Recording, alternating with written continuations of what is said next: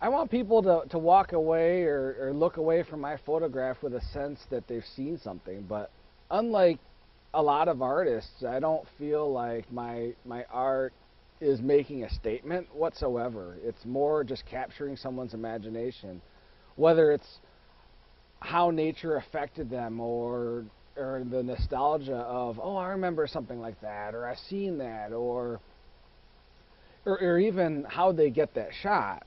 You know, that for me is kind of what I look for, is to try and capture someone else's imagination as the shot captured mine.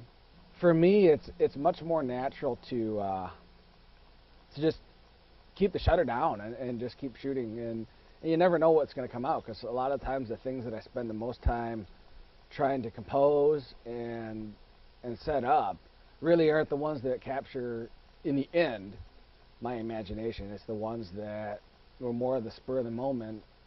Oh, gee, didn't that look cool? And one thing that I read that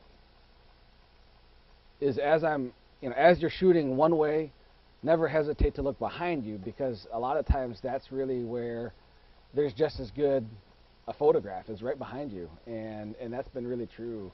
I've noticed there are a lot of things that I would have missed had I not turned around and remembered that saying.